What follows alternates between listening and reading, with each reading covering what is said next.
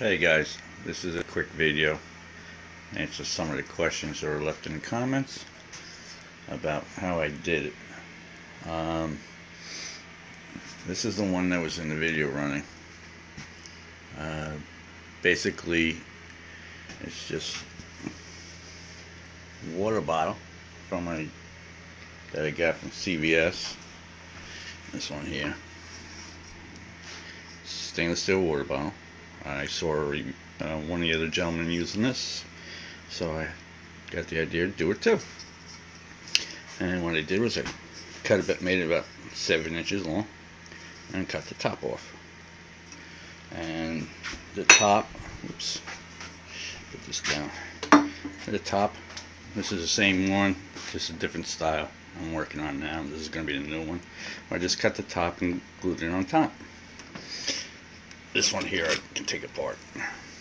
The displacer, it's just a 00 steel wool, and it's got a top and a bottom from a soda can.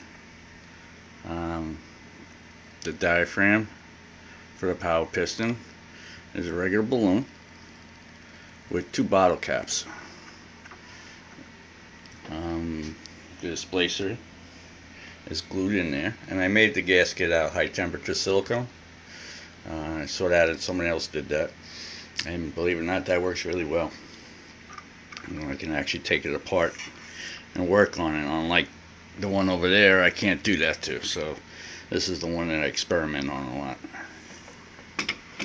And I forgot who it was, but somebody else has mentioned to me in the comments by dead space, and I didn't realize about dead space, so he recommended cutting it down lower when you're mounting the top.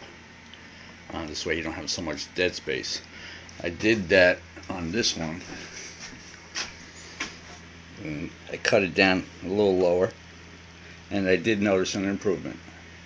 It wasn't a lot of improvement, but I did notice a lot better startup and a little faster RPM. The flywheels, I didn't, first one I made was this one here, the soda can one, but in the video it ran good, but I didn't like the flywheel. I thought it was too light. So this is 3/8 plywood, and it's cut the same diameter as a regular CD. I just cut it out, same diameter. But I noticed with the extra weight, I noticed with the extra weight, this thing runs a lot smoother and a lot better. So I started making them all like that.